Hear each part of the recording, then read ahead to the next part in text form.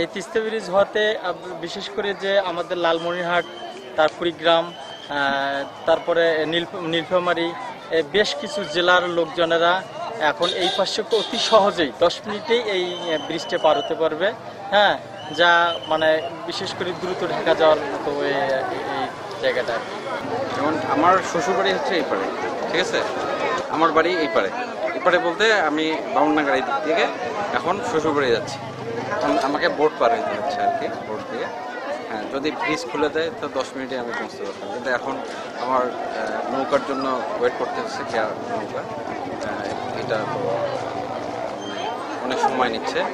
বহু প্রত্যাশিত একটি সেতু। এই জায়গায় এটা হওয়ার পরে আমাদের মনে করেন যে উত্তরাঞ্চলের যে একটা যানজটের যে অবস্থা ছিল, এটা থেকে আমরা মুক্তি পাবো।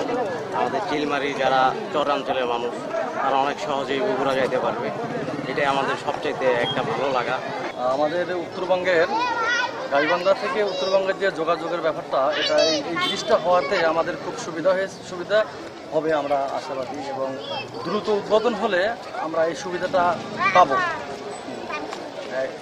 আমাদের এই ব্রিজের মাধ্যমে গাইবান্ধা থেকে এবং কুড়িগ্রাম, লালমনিরহাট, পুরো উত্তরবঙ্গের যে জেলাগুলো আছে, যে সেই জেলাগুলোর সাথে আমাদের যোগাযোগ ব্যবস্থাটা খুব ভালো হয়েছে, এবং আমরা খুব সুবিধা পাবো এবং খুব আমরা আনন্দিত।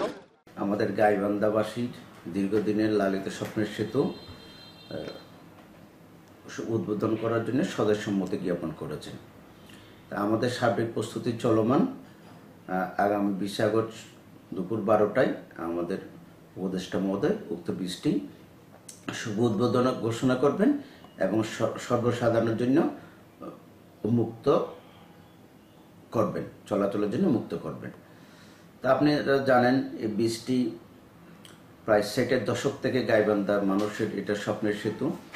তা এলজিডি এই ব্রিজটি বাস্তবায়ন করে গাইবান্ধা এবং কুড়িগ্রামবাসীর মানুষের মনিকোটায় স্থান করে নিয়েছে, এবং এই ব্রিজটি নির্মাণের ফলে এলজিডি তার সক্ষমতা এবং প্রকাশ করেছে, এবং এলজিডির অফিসারদেরও আত্মবিশ্বাস অনেকখানি বৃদ্ধি পেয়েছে আমি আশা করি।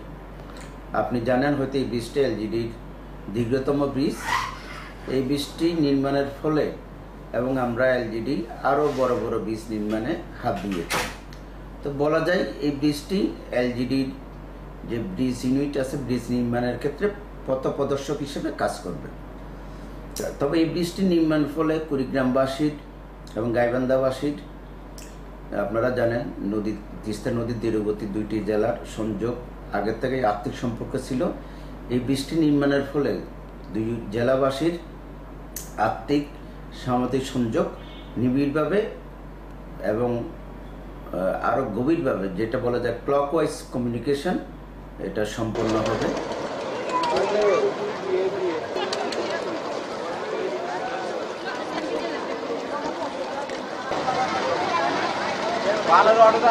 বান্ডেল থাকলে প্রতি সেনমানিতে টাকা বাঁচবে।